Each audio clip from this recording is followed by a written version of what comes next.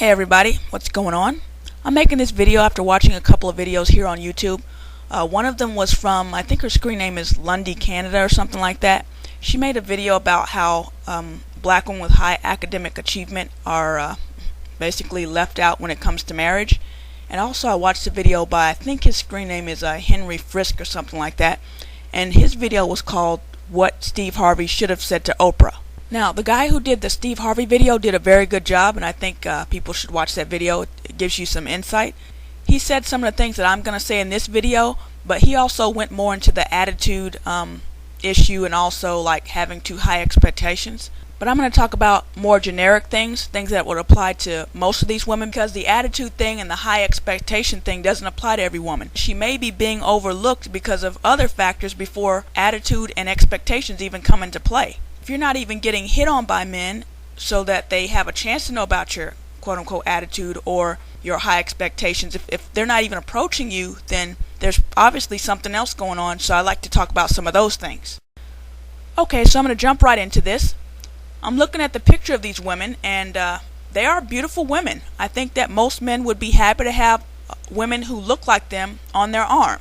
However, I know that black people, especially when they take care of themselves, they age really well.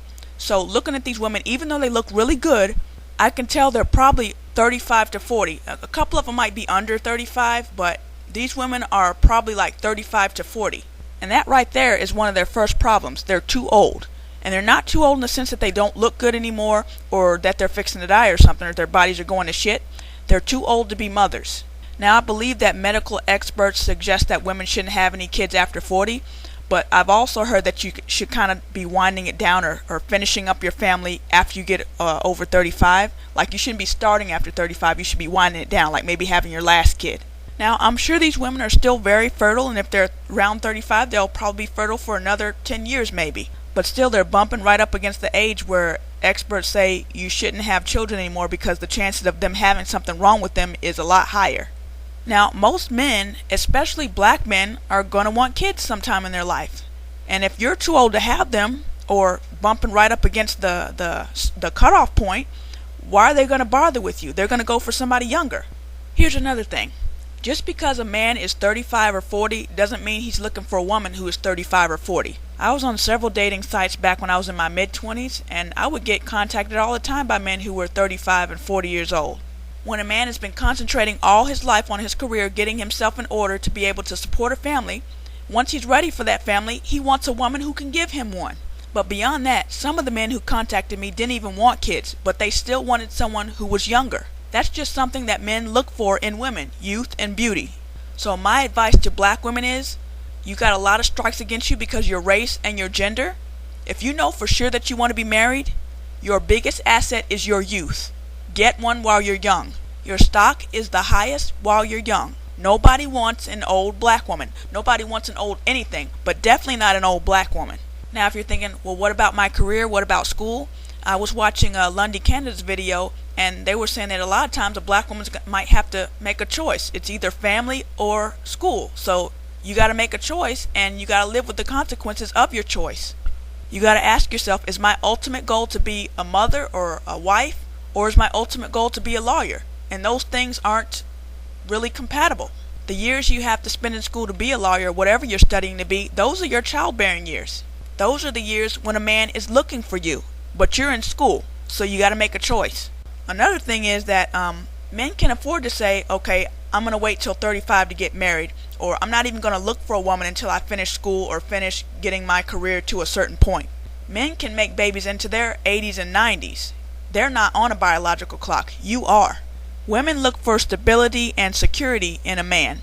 So an older man, as long as he's secure, he can still attract young females. But once you lose your youth and your beauty, who are you going to attract? And these degrees and these high-paying jobs that these women have, that's not what men are looking for. They're looking for youth and beauty and someone who can give them children.